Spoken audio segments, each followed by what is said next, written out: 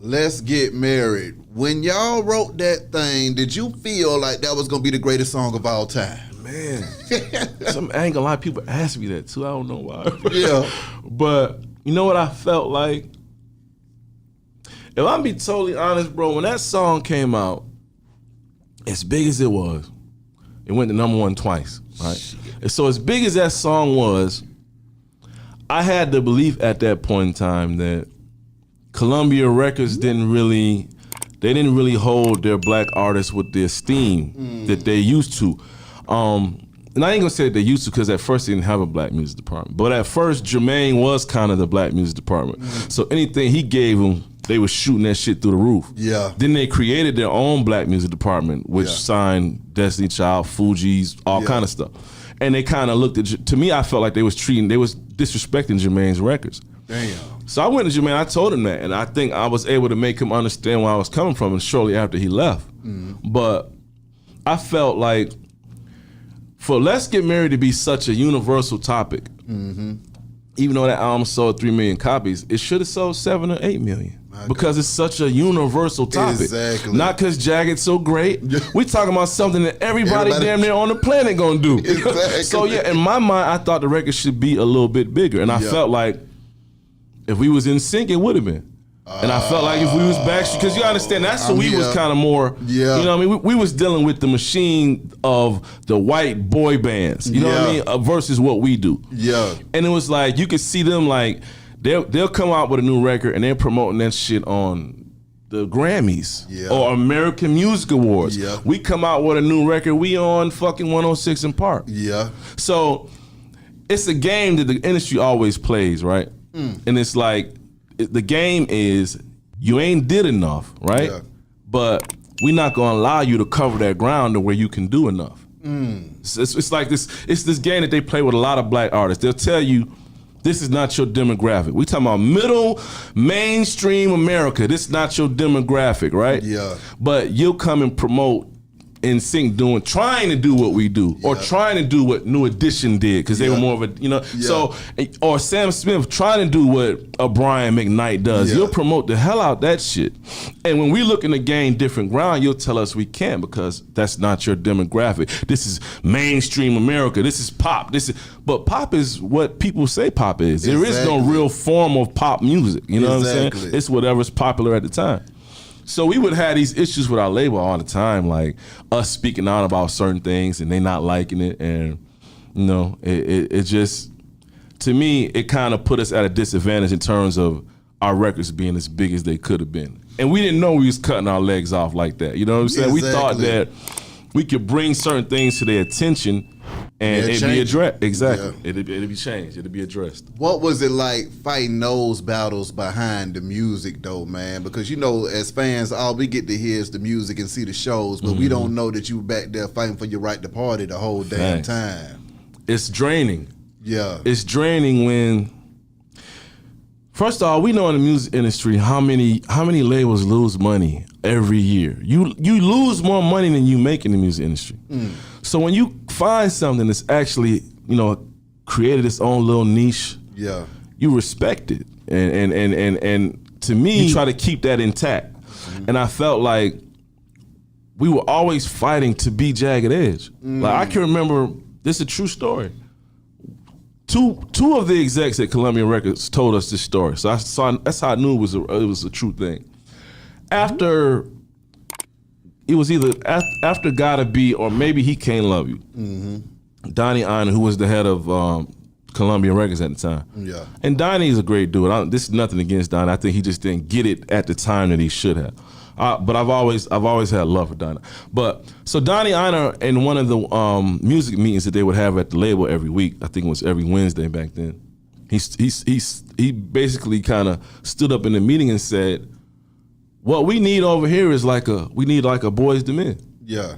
And one of the reps who knew was in tune was like, you got Jagged Edge, you talking, because at the time we are what's it, not Boys to Men.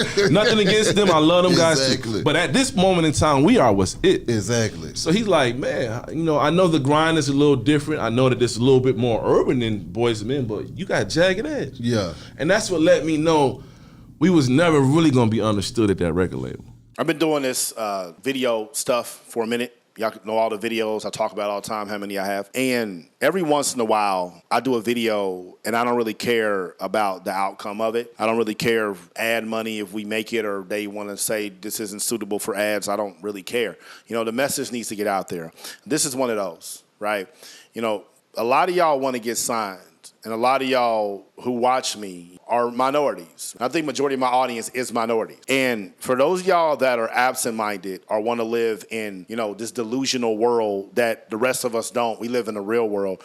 Systemic racism is in everything. It's in everything. Whether you want to acknowledge it or not, it is. And if you are somebody who is in this business or in any business, you are going to have to deal with systemic racism in some capacity. This right here is a great example of systemic racism and how when someone doesn't truly understand someone else's culture, it costs them a lot of money. I'm going to break this down, how white artists get marketed versus black artists, and how labels who are ran by white people don't truly understand the value that black art and black culture has. My ducks, my swans, welcome to the pond. My name is Dorian from Group82University.com, and right here, I want you to watch this entire video. I want you to hit like, I want you to share, I want you to comment, I want you to follow, I want you to subscribe because it helps the algorithm. Because this is really serious. People gravitate towards things they're familiar with. You walk into a room, you don't know anybody, you see somebody you know from high school, what are you gonna do? You're gonna gravitate towards the person you know from high school. Even if y'all weren't even cool like that, you're still gonna go over there because the energy is comforting. If you have a child, when you go somewhere with your child and they see a bunch of people they don't know, what do? They grab your leg because they know you.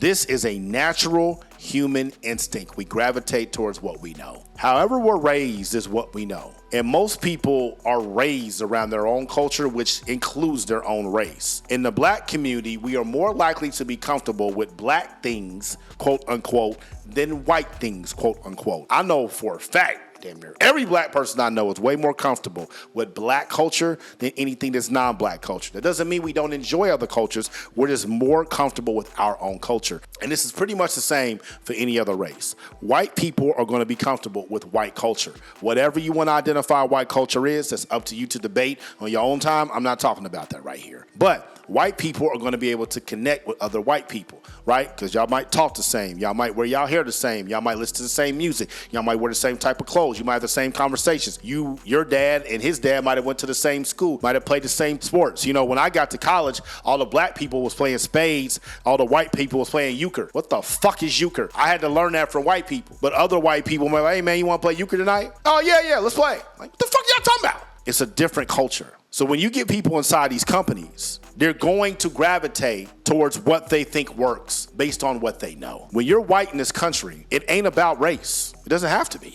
Never gets in the way. Anytime somebody talks about race, it's annoying because it doesn't affect your life. It's about merit if you're white in this country. If you're not white, it ain't about merit because you can be the most merited person ever in whatever field. If someone doesn't connect with you and it leads to some cultural differences, you're not going to get what you deserve occupationally. Those record labels at that time said they wanted a Boyz II Men because they knew they couldn't say they wanted NSYNC because they didn't have white artists like that. They knew they couldn't say they wanted Backstreet Boys because they didn't have white artists like that. So what is the next big group that they can think about, that they can mold their artists after? It's Boyz II Men, because Boyz II Men is what birthed NSYNC and Backstreet Boys. They have said it, and 98 Degrees. They've all said it. So that is what a white record label exec is looking at. Like, why can't we have our own Boyz II Men? Now, Jagged Edge is not Boyz II Men. It's definitely a little different. But to act like Jagged Edge didn't have hits that y'all couldn't have really marketed to the masses, it's just, they had no idea what they had. They had no idea what they were doing. Yes, Jagged Edge is probably going to be more successful on 106 & Park than the American Music Awards. But if they have a song that's crossing over, that's universal, Let's Get Married, don't you think that the whole world needs to hear that? Don't you think that this is something you could probably put in a white movie, in a white TV show, and something that Oprah could have them singing about when her audience is primarily white women? And Jagged Edge might have been on Oprah and did that. I don't know. But I'm just saying, when you are asking someone else who is not of your culture to market things to your culture or universally, you're asking them to control your life. You're asking them to control your career. Every single musician watching me right now, that's what you're asking to do if you want to sign to a label. There is not a single label out there who knows how to market to black people, who knows how to market a black artist successfully. They have no idea Because if they did, they would hit a home run every goddamn time, and they don't. They miss with some of their biggest artists. Drake, Nicki, Cole, Kendrick, Jay-Z, Kanye, Beyonce, Travis. We love them all. They all got misses. They labels don't know what the fuck they're doing. I want you to do something. Y'all know social media ads are very important. And I'm pretty sure this is still around. I haven't checked it in a while. I'm going to check it this weekend, so I'll let y'all know. But there's a thing called Facebook Ad Library. And what you can do, you can go in there to see what ads people are running because they want to be very transparent about Facebook and Instagram ads. Facebook and Instagram ads are the most effective ads out right now. We're all looking at our phones right now. A lot of y'all are watching me on Instagram right now. So if you're a company, specifically a record label, you probably want to have Facebook and Instagram ads. Go look at how many record labels are running Facebook and Instagram ads right now. Go type in Warner Music Group. Go type in Universal Music Group. Go type in Sony Music Group. Go type in any record label. See how many are running ads for their artists that are signed to them. They're not. Or maybe things have changed. I don't know. But I know they used to didn't run them at all because they don't know what the fuck they're doing. You got to know how to market your music on social media, and a record label doesn't know how to do that. All they do is pay off meme pages because these meme pages are made by people who are white, outside of the culture, who don't understand anything. They're ready to sell their souls and pimp themselves so they can stand next to the next rapper who got tats all over his face. They don't give a shit. They don't care. The only people that know how to market to us is us. And I ain't saying can't nobody else figure it out, but it naturally comes to us, which is why we start all trends, which is why anything that wants to go viral has to go through black people. Now, there are some of the systems you need to know how to use. There are some formulas you need to know how to use. There are some things that you need to be equipped with in order to replicate this process, which is why I have the course how to market your music on social media, because that is what you need to know how to do. And I teach you everything that you need to know to market the course. YouTube, Instagram, email, live streaming, how to get millions of streams, how to chart #1 on iTunes, how to hire a team with $0, and much, much, much, much, much, much more. I know how to market my shit. It's how I went #1. It's how I got millions of streams. A lot of y'all don't. That's why you don't have it. You think a record label knows how to market you? If you don't know how to market you, what the fuck you think a record label is going to do? They didn't know how to market Jagged Edge. You want to control your career? You want to control your own destiny? You on Instagram? Click that link up top. You on YouTube? Click the link in the box. Mouth the pond. Y'all stay true. Scroll. Scroll. Scroll. Scroll. Scroll. Scroll. Scroll. Group82University.com.